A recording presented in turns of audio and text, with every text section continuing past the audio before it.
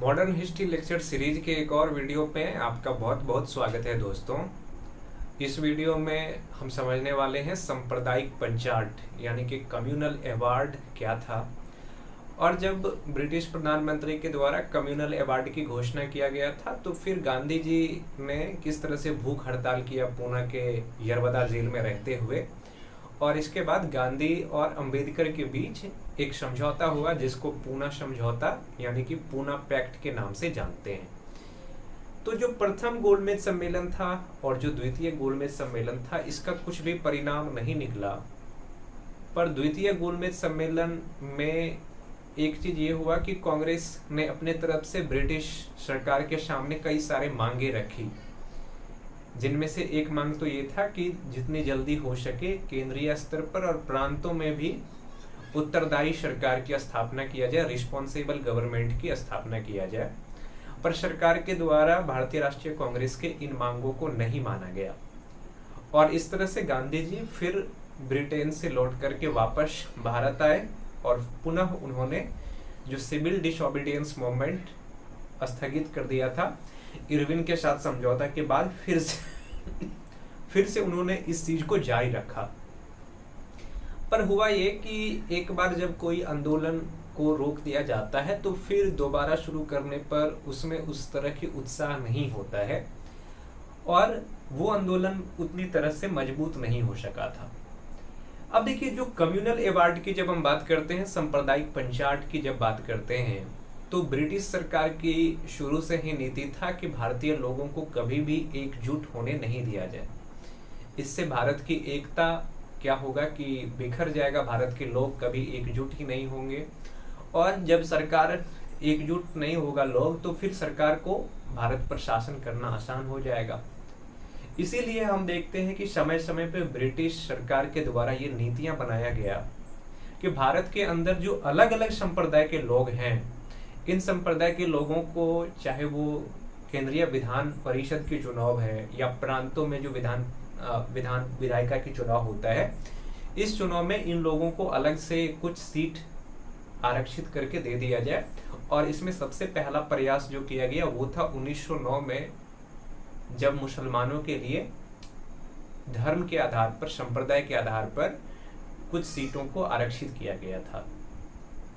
इसके बाद भारत के अंदर जो अलग समुदाय के लोग हैं, चाहे वो सिख समुदाय के लोग हों या फिर एंग्लो इंडियन समुदाय के लोग हों, इन सब लोगों को भी जो केंद्रीय विधान परिषद है, केंद्रीय विधायिका है, केंद्रीय विधायिका के लिए कुछ सीट आरक्षित कर दिया। समय के साथ भारत में चूंकि दलितों की स्थिति अच्छा नहीं था, दलितों के साथ भेदभाव होता था, उनका स्थिति हिंदू समाज में बाकी लोगों की तुलना में काफी निम्न माना जाता था। तो डॉक्टर B.R. अम्बेडकर जब भारतीय राजनीति में सक्रिय हुए तो उन्होंने ये मांग करना शुरू किया ब्रिटिश सरकार से कि अगर मुसलमानों को आरक्षित सीट दे दिया गया है, सिख समुदाय के लिए आरक्षित सीट है, भारत में जो एंग्लो इंडियन समुदाय के लोग हैं उनके लिए आरक्षित सीट की व्यवस्था किया गया है, तो दलित समुदाय के लोगों के लिए भी आरक्षित सीट की व्यवस्था किया जाए। हालांकि ये मांग प्रथम गोलमेज सम्मेलन में भी उठा था, द्वितीय गोलमेज सम्मेलन में भी उठा था, पर इस मांगों को स्वीकार नहीं किया गया। पर द्वितीय गोलमेज सम्मेलन के बाद एक चीज ये हुआ कि ब्रिटिश प्रधानमंत्री उस समय थे रैमजे मैकडोनाल्ड। रैमजे मैकडोनाल्ड ने एक कमीशन का गठन किया। उस कमीशन का नाम था लुथियन समिति या लुथियन कमेटी। एक समिति बनाया गया जिसका नाम था लुथियन समिति, और इस समिति का एक और नाम था भारतीय मताधिकार समिति।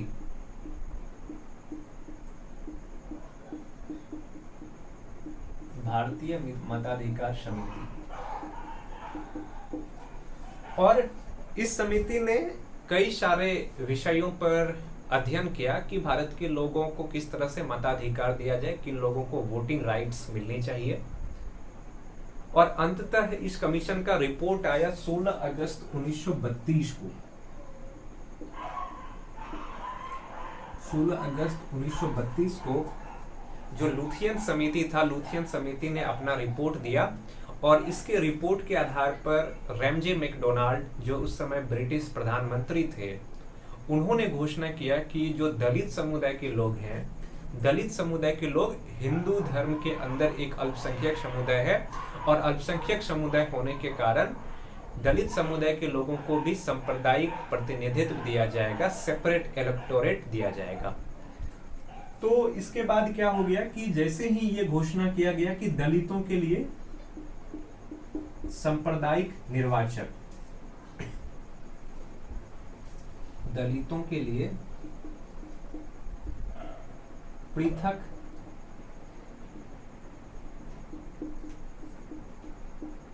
सांप्रदायिक निर्वाचक,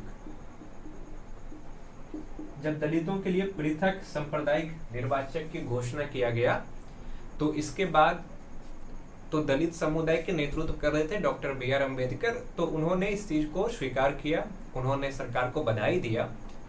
पर भारतीय राष्ट्रीय कांग्रेस इस चीज को क्या किया कि इस चीज को स्वीकार नहीं किया और इसी का नाम, दूसरा नाम था कम्युनल अवार्ड। इसी को कहा जाता है रैमजे मैकडोनाल्ड का कम्युनल अवार्ड, यानी कि सांप्रदायिक पंचाट। और इस सांप्रदायिक पंचाट के में क्या हो गया कि मुसलमानों को तो पहले ही पृथक निर्वाचक मंडल दे दिया गया था। इसके बाद जो सिख समुदाय के लोग थे, सिख समुदाय के लोगों को भी पृथक निर्वाचक का अधिकार दे दिया गया था। पृथक निर्वाचक का मतलब कि जिस क्षेत्र में सिख धर्मों की लोगों का आबादी बहुमत में है, अधिक संख्या में है, उस क्षेत्र में चुनाव में भाग लेने का अधिकार केवल और केवल सिख समुदाय के लोगों को होगा और मतदान करने का भी अधिकार केवल और केवल जो सिख आबादी है, सिख लोग हैं, उन्हीं को होगा। इसके बाद चूंकि दलितों को भी ये अधिकार दे दिया गया, हालांकि दलितों के अंदर बहुत सारी समस्याएं थी, कई तरह की समस्याएं, सामाजिक समस्याएं थी। दलितों के साथ सामाजिक स्तर पर भेदभाव हो रहा था। इन सब के कारण डॉक्टर बी.आर. अम्बेडकर ये चाहते थे कि दलित वर्ग को भी राजनीतिक प्रतिनिधित्व मिले, तब जाकर के उनके समस्याओं में सुधार होगा, उनकी स्थिति में कुछ सुधार किया जाएगा। रैमजे मैकडोनाल्ड ने जब कम्युनल अवार्ड की घोषणा किया तो भारतीय राष्ट्रीय कांग्रेस इस चीज को न तो स्वीकार किया और न ही अस्वीकार किया, इस पर किसी तरह की प्रतिक्रिया नहीं दिया। किंतु इस समय महात्मा गांधी यरवदा जेल में थे और गांधी जी जब यरवदा जेल में थे तो गांधी जी ने इसकी तीखी आलोचना की। अगर हम ये देखें कि कम्युनल अवार्ड जो रैमजे मैकडोनाल्ड ने घोषणा किया था, इस पर गांधी जी की क्या रिएक्शन था, गांधी की प्रतिक्रिया की बात करें, गांधी की प्रतिक्रिया, तो गांधी जी की सबसे पहला प्रतिक्रिया तो यही था कि ये कहीं न कहीं भारतीय लोगों को, भारतीय समाज को धर्मों के नाम पर, समुदाय के नाम पर बांटने की कोशिश किया जा रहा है।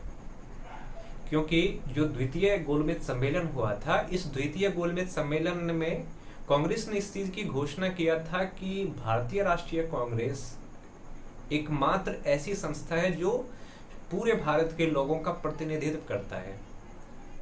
और चूंकि कांग्रेस के अंदर अलग अलग धर्मों के लोगों को मानने वाले लोग थे, अलग अलग क्षेत्रीय हिस्से से लोग जुड़े हुए थे, अलग अलग भाषाओं को बोलने वाले लोग थे, तो कहीं न कहीं भारतीय राष्ट्रीय कांग्रेस एक ऐसा संस्था था जो पूरे भारत का प्रतिनिधित्व करता था। पर सरकार नहीं चाहते थे कि कोई एक संस्था या कोई एक राजनीतिक पार्टी इतना मजबूत हो जाए कि वो पूरे भारत का प्रतिनिधित्व करे।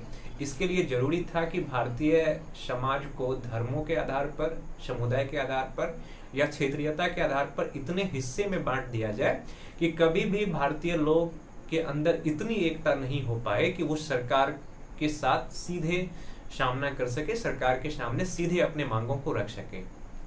और ये कम्युनल अवार्ड की घोषणा न केवल एक और कोशिश था ब्रिटिश सरकार का भारतीय समाज को तोड़ने का, बल्कि ये कोशिश ये भी था कि जो हिंदू लोग संगठित हो रहे हैं उनको भी तोड़ा जाए, क्योंकि जो दलित वर्ग है इसको हिंदू धर्म के अंदर एक अल्पसंख्यक समुदाय माना गया।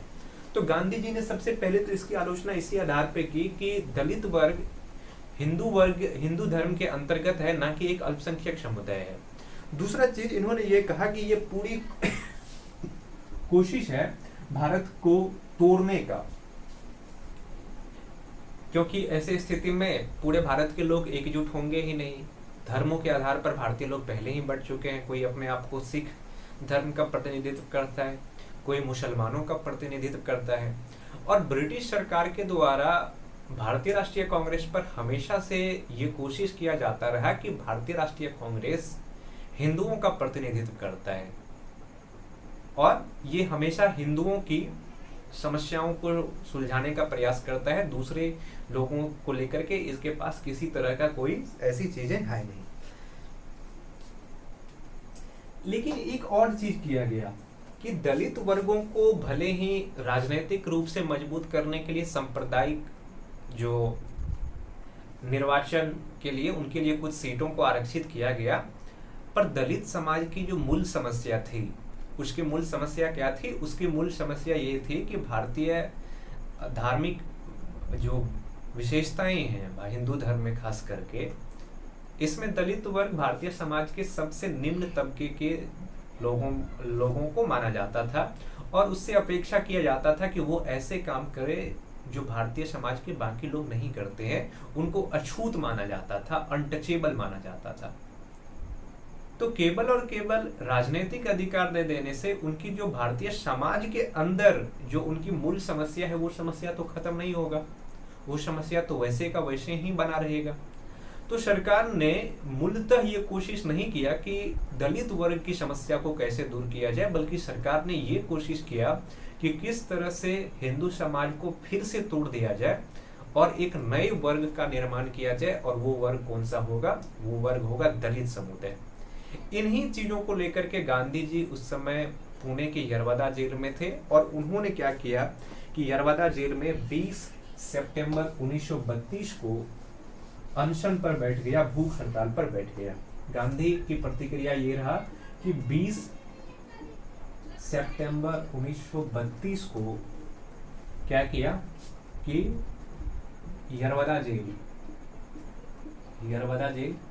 और ये यरवदा जेल कहाँ पे है? तो पुणे में यहाँ पे गांधी जी भूख हड़ताल पर बैठ गया।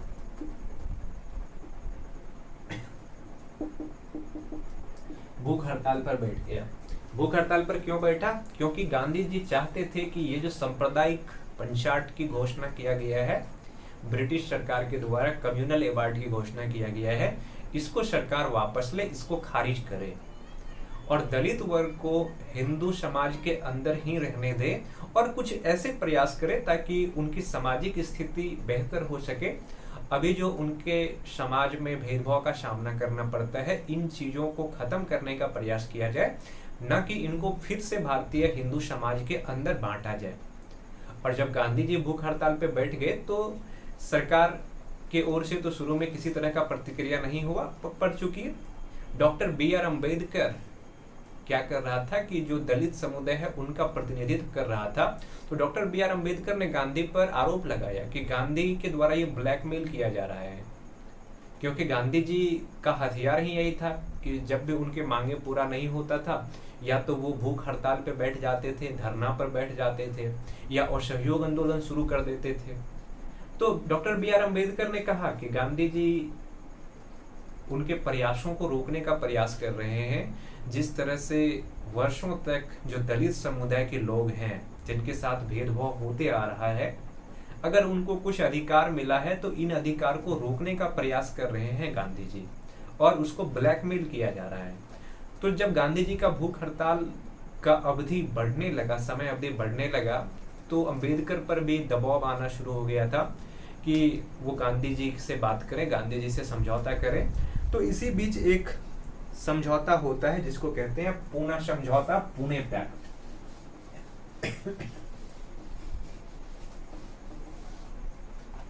पूना पैक्ट, पूना पैक्ट, पूना समझौता।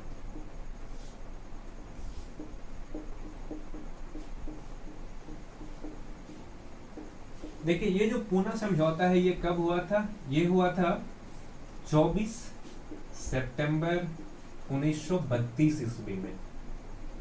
और इस पुणे पैक्ट में दो आदमी थे, एक एक साइड महात्मा गांधी जो कि दलित वर्गों को जो हिंदू वर्ग से अलग एक अल्पसंख्यक वर्ग बना दिया गया था, इसका विरोध कर रहे थे।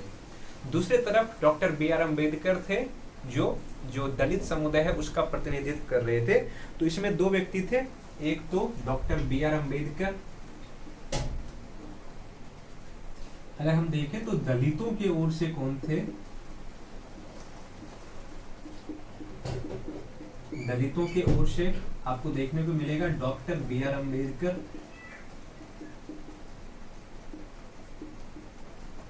और कांग्रेस के ओर से, या फिर हम ये कहें कि जो नहीं चाहते थे कि दलित वर्ग को हिंदू समाज से अलग करके एक अल्पसंख्यक समुदाय माना जाए, इसके लिए एक तरफ थे गांधी जी।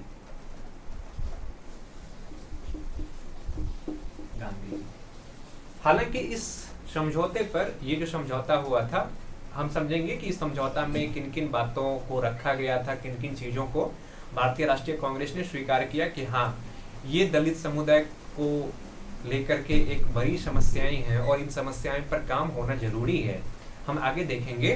पर अभी एक चीज समझ लीजिए कि इस समझौता पर गांधी जी हस्ताक्षर नहीं किए थे, अम्बेडकर तो हस्ताक्षर किए थे, पर गांधी जी की ओर से इस पे जो हस्ताक्षर किए थे वो था मदन मोहन मालवीय। मदन मोहन मालवीय और डॉक्टर बी आर अम्बेडकर इस पुणे पैक्ट पर हस्ताक्षर किए थे, और इस तरह से पूना पैक्ट हुआ। और पूना पैक्ट के बाद गांधी जी अपना भूख हड़ताल समाप्त किया था यरवदा जेल में। अब देखिए, हम ये समझते हैं कि इस समझौता के अनुसार किन किन शर्तों को रखा गया।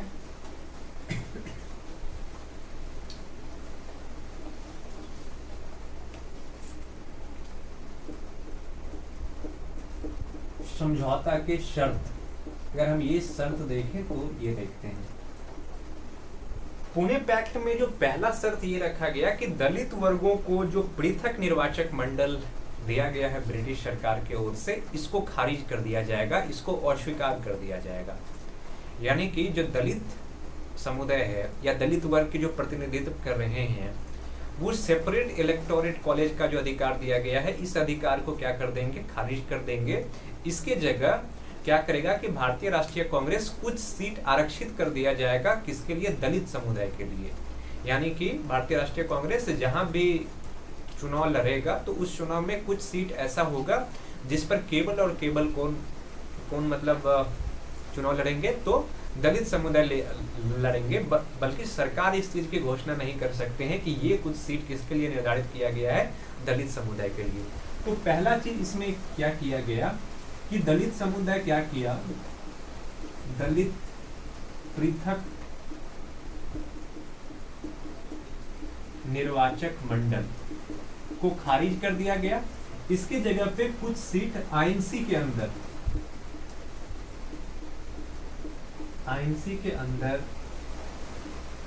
कुछ सीट आरक्षित कर दिया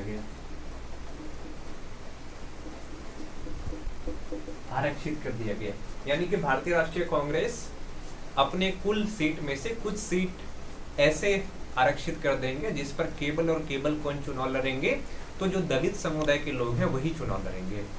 दूसरी जो सबसे बड़ी समस्या थी वो समस्या था दलितों का सामाजिक स्तर पे, कि किस तरह से उनके साथ समाज के अंदर भेदभाव किया जा रहा था।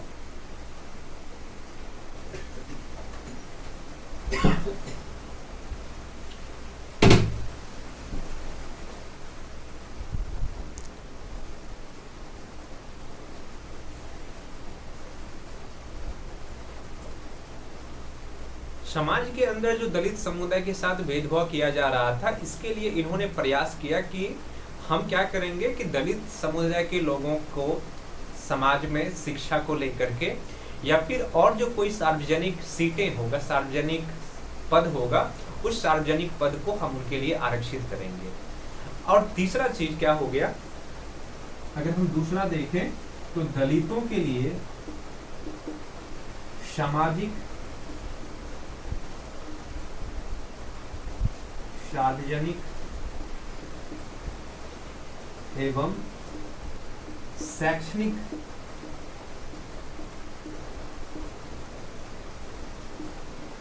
पदों को आरक्षित करने की बात किया गया। आरक्षित करने की बात किया गया कि दलित समुदाय के लिए कुछ सीटों को क्या किया जाएगा कि आरक्षित कर दिया जाएगा। तीसरा चीज, सरकार ने क्या किया कि अपने ओर से जब गांधी जी ने इन चीजों की घोषणा किया तो सांप्रदायिक पंचाट को वापस ले लिया। और सबसे महत्वपूर्ण चीज यही हुआ कि जब इस तरह की चीजें हुआ तो सरकार ने क्या किया, जो कम्युनल अवार्ड की घोषणा किया था, सांप्रदायिक पंचाट वापस ले लिया।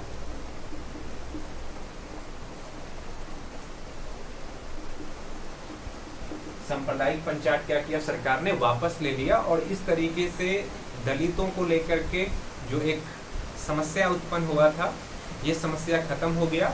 और इसके बाद जैसे ही गांधी जी यरवदा जेल से वापस आए, उन्होंने अपनी शुरुआत के कुछ वर्ष हरिजनों के उत्थान के लिए कई सारी संस्थाएं स्थापित किया और घूम घूम करके देश के अलग अलग भागों में जो दलित समुदाय के लोग थे, जो अछूत लोग थे, उनको समाज के मुख्य धारा में लाने के लिए कई तरह के प्रयास किए, जिसके लिए उन्होंने सबसे पहले यरवदा जेल के अंदर ही उन्होंने एक संस्था का निर्माण किया।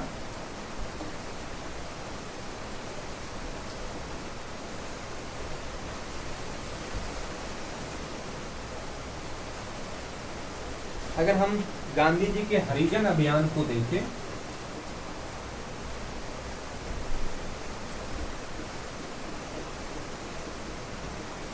जी के हरिजन अभियान,